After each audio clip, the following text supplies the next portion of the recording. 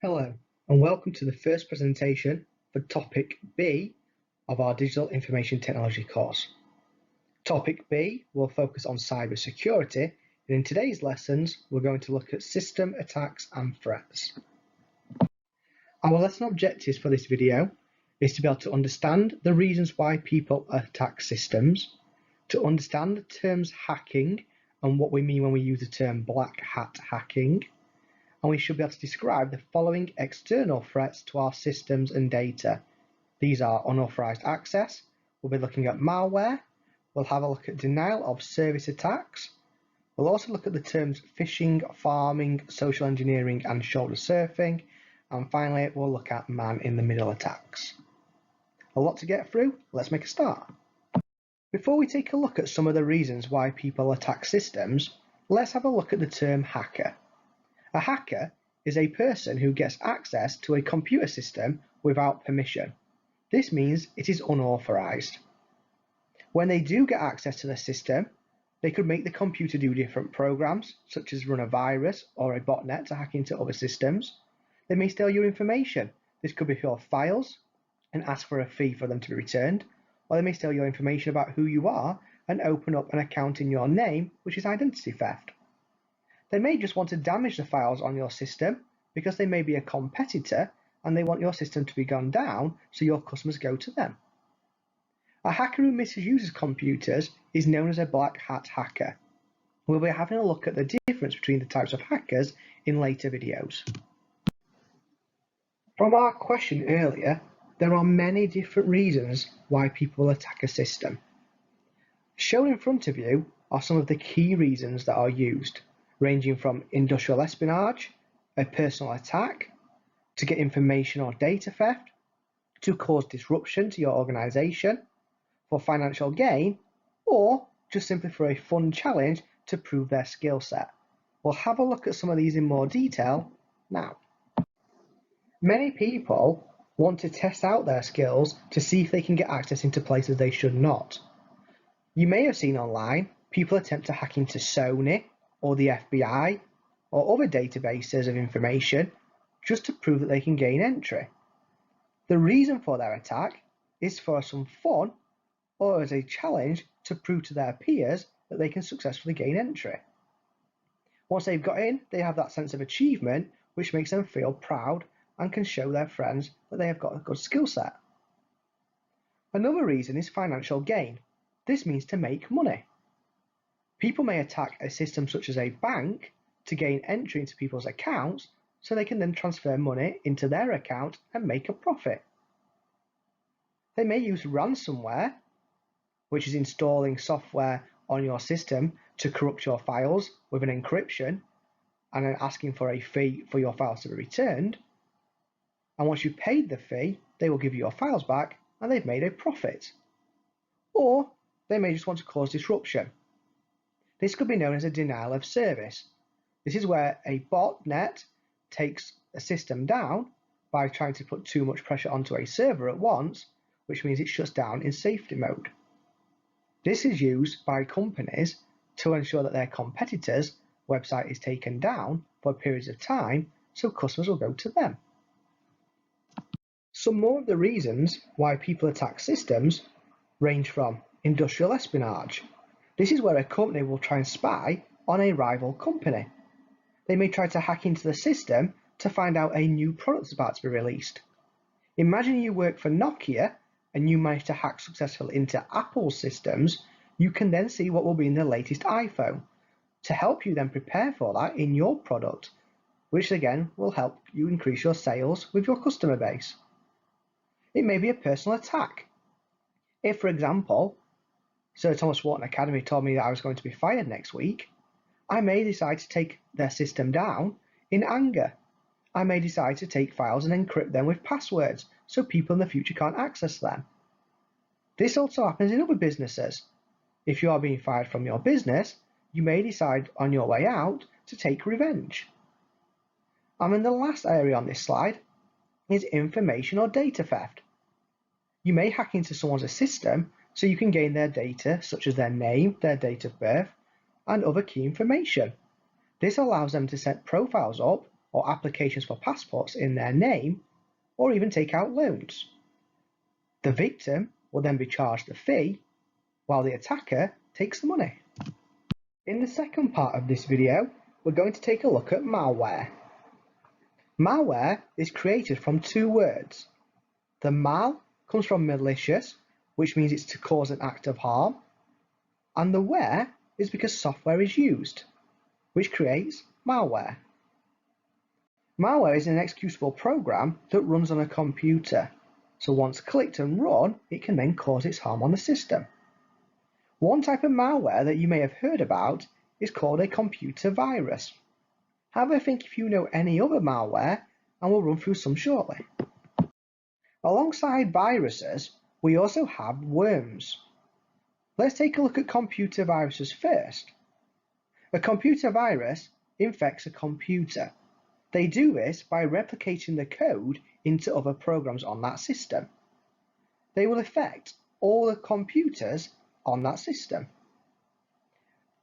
They harm the computer by deleting, corrupting, or modifying files. One thing to be aware of on a computer virus is the user must have installed or run the virus. It cannot spread itself across from one system to another. This means that a computer virus is usually attached to an image or a file in an email attachment, which means the user has to run it before it will run and create a problem on the system. This is why we use antivirus software to check attachments in emails before we run them. A worm replicates itself in order to spread to other computers. So this means that a computer virus is different to a worm because the computer virus cannot replicate itself across the systems. However, a worm can spread from one system to another. Imagine a real-life worm. If you were to cut it in half, it then creates two worms. The computer worm may not cause any damage to the attacked computers. They may just be placed on there to slow the network down and to make them work less efficient. This will then frustrate the users and slow the progress done on the computer. Our third type of malware is called a Trojan horse. You may have studied this in the past. During the Trojan War, there was a story that the Greeks made a massive wooden horse which had men hidden inside, and at night they then came out from the wooden sculpture to attack the victims. This is similar in a computer Trojan. It is a program or a game or a file which looks like it's something the user wants or needs. This may be an update to a file they already have. For example, when you see your Windows update, there may be a Windows update package that on the outside looks like it's a usable program for the system to use. However, hidden inside is the Trojan horse. They could then have a negative program code inside that is released and takes control or provides access to the computer. So if you were to install a Trojan horse, you would think you are installing a program that is useful. However, the negative program hidden inside will then give external access to your system. It is like a backdoor access for a hacker. Another type of malware is called ransomware, and this one's becoming more and more popular in recent times. Ransomware is software which hacks into your system, and once it's into your system, it will take all your files and encrypt them with codes and passwords that you don't know. Once the data is encrypted, you will not be able to recover the data from just breaking the code on your screen. Once you have been encrypted, you will receive information on how to pay for your access back. Once you've paid the ransom, the attacker will then give you access to your files and you are restored back to normal. One way around ransomware is to have backups. This was the case at Malware Academy. They had all their files attacked over the weekend, which meant when they came to work on the Monday, no files could be accessed, and it just asked them to contact a certain email address for a payment information. However, because they'd backed up their files on the system over the weekend already, They could delete the files that were encrypted and just reinstall the backup files, and therefore they had now access to their files without having to pay any fee. What do you think? Should you pay the ransom? And how likely are you to trust the attacker of your system? What could be a danger of paying the fee, and then what could happen in a negative way in the future? Even if you pay the fee, your attacker may not actually give you access back to your files. Or they may give you access and then in the future attack your system again because they know that you will pay the fee. A real-life case study of cyber attacking using ransomware was CryptoLocker. What they did is they targeted computers running the Microsoft Windows system. And once the system was under control, the files would be encrypted and people would only then be able to pay via Bitcoin to receive the password back to access their files. Now, using this technique, £32 million was actually paid. This is a high amount of money and shows the reason why cyber criminals are now using ransomware, because there's a lot of profit to be made in short amount of time, due to people being stressed and worried about losing their files, which may be important for their business to operate.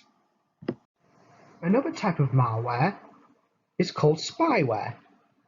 Spyware allows an attacker to watch and spy on your user computer without their consent. We also have something called adware.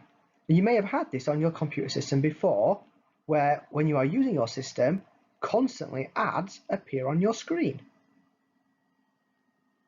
Spyware is often delivered by a Trojan horse. Again, you think you've installed a piece of software that's important, but hidden inside is spyware that allows people to watch what you use the system for. This may mean that they can record or they can watch any passwords or usernames that you use on your system, or they can record other important information that they can then misuse. When you are using your computer and you are the authorized holder of that system, you use something called a root. Hackers will use a rootkit, which is a program that allows them to get administrator access to your computer. Therefore, they get the main power for that system. They are now in charge of your system and can do any actions that they like. This can lead to denial of service.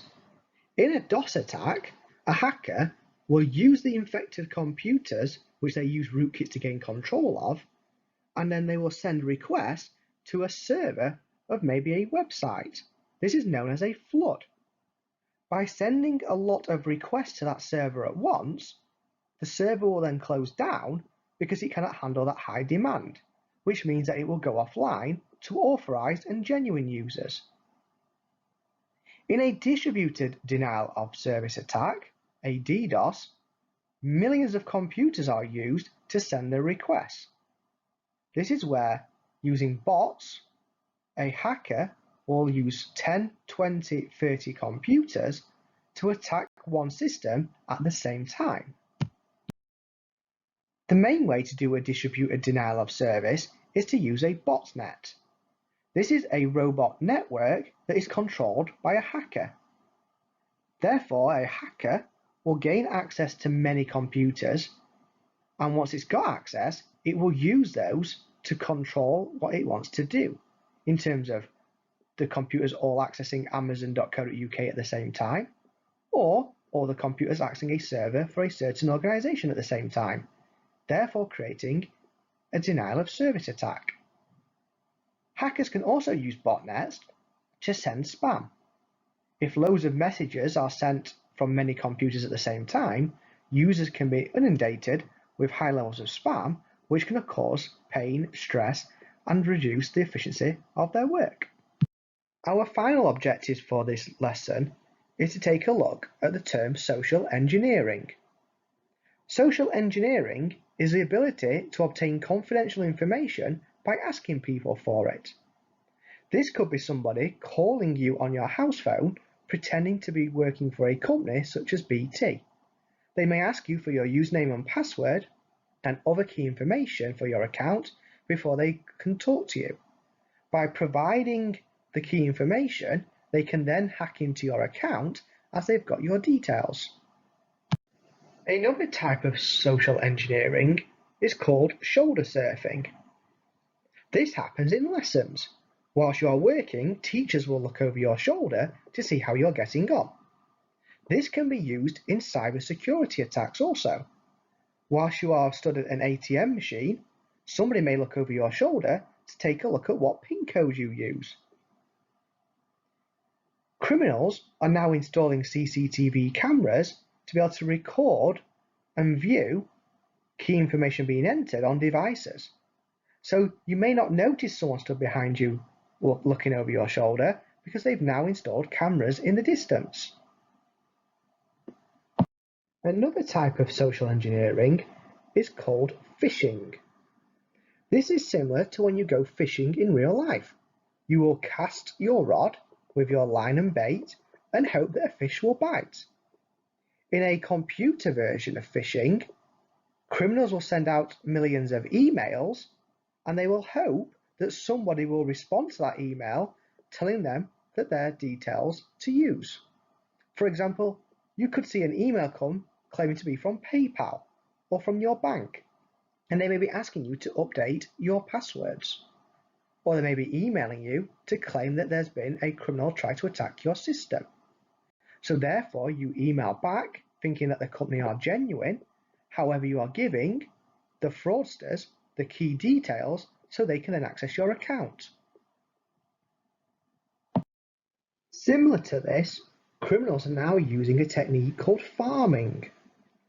Pharming is a way of redirecting a legitimate website, so a real website visitor, to a fake website run by the hacker. For example, a hacker, they may create a website where the website is called Amazon, but it has 2 O's in the URL address. When you are then on Amazon and you are redirected to the fake Amazon site, which has been programmed to look in the exact same way with the same colours, same icons and same graphics, you will do your shopping thinking you're on the legitimate website. However, when you come to make your payment, you will submit your payment details to the hacker's website, and therefore you will never receive your product, but you have lost your credit card details to the hacker. The last social engineering attack method that we will look at is called man in the middle. Imagine you're having a conversation with your friend and somebody who you don't know is stood in the middle listening to your conversation. This is the same method used by the computer attack. A man in the middle attack allows an attacker to intercept or to view your communication between you and the other user. They could either eavesdrop to look at passwords and personal information, or they could change the information from you to your friend before it is received. If you connect to unsecure Wi-Fi or systems that have no security, then man-in-the-middle attacks become very easy as they can just connect to the system also and eavesdrop.